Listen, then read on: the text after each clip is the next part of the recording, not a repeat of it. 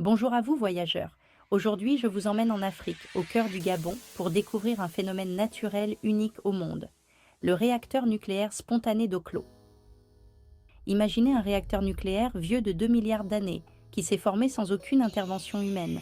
L'histoire d'Oklo est à la croisée de la géologie, de la physique nucléaire et du mystère. Comment un tel réacteur a-t-il pu se former naturellement? Que nous apprend-il sur notre planète et l'univers? Et surtout, pourquoi a-t-on retrouvé à proximité les plus anciennes traces d'organismes pluricellulaires connus à ce jour? C'est ce que nous allons explorer ensemble. Mais avant toute chose, si les sujets insolites, l'étrange et les mystères de notre planète vous intéressent, je vous invite à vous abonner. Je sors une vidéo tous les mercredis et les dimanches. Le réacteur naturel d'Oklo se situe à Oklo, près de Franceville, dans l'est du Gabon. Cette région est riche en gisements d'uranium, découverts en 1956, ce qui a conduit à l'exploitation minière dans les années 1970.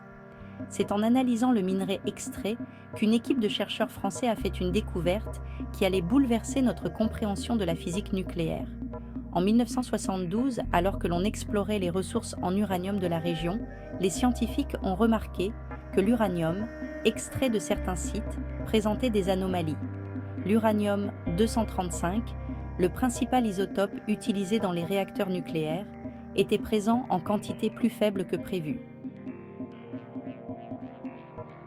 Après une analyse approfondie, ils ont découvert que cette perte était due à une réaction nucléaire en chaîne qui s'était produite naturellement, il y a environ 2 milliards d'années. Le réacteur nucléaire spontané d'Oklo est un phénomène unique. Pour qu'une réaction nucléaire naturelle se produise, plusieurs circonstances exceptionnelles étaient nécessaires. Une concentration élevée d'uranium 235, la présence d'eau pour modérer les neutrons et une configuration géologique précise. Ce réacteur a fonctionné de manière intermittente. Il avait des périodes de réaction d'environ 30 minutes, suivies de phases de repos d'environ 2 heures et demie, sur une période de plusieurs centaines de milliers d'années. La réaction s'est finalement arrêtée grâce au phénomène de photosynthèse généré par les premières algues. En effet, elles ont produit de l'oxygène, rendant les eaux régulatrices oxydantes. Le réacteur d'Oklo n'est pas seulement un phénomène géologique, c'est aussi une fenêtre sur l'histoire de notre planète et ses lois physiques. En étudiant Oklo, les scientifiques ont pu vérifier la stabilité de constantes fondamentales sur des milliards d'années, apportant des réponses, mais aussi de nouvelles questions sur notre univers. Car c'est aussi à 30 km de là que l'on trouve les plus anciennes traces d'organismes pluricellulaires connus à ce jour, datées de la même époque. Ces traces ont été nommées le groupe fossile de Franceville et sont étudiées indépendamment. Le plus incroyable étant qu'elles datent de l'époque du réacteur. Elles ont donc 2 milliards d'années. Jusqu'à cette découverte, les plus anciens fossiles macroscopiques d'animaux dataient uniquement de 560 millions d'années. Ces deux mystères, trouvés à environ 30 km l'un de l'autre, ont de quoi étonner. Est-ce seulement un hasard ou cela est-il lié? Les scientifiques concluent pour le moment que la présence du réacteur nucléaire naturel d'Oklo, aussi près de ces fossiles, est sans rapport.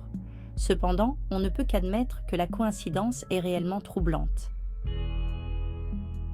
Oklo est un phénomène vraiment unique et il est difficile de vous proposer des lieux y ressemblant. Je peux cependant vous conseiller d'aller voir la vidéo de Scientory en français qui approfondit le sujet. Le lien est en description. La suite des recherches nous en dira peut-être plus sur le sujet, car comme dit Ludovic Ferrière, les roches sont comme des livres. La couverture donne des informations de base, mais c'est à l'intérieur que se trouve l'histoire complète.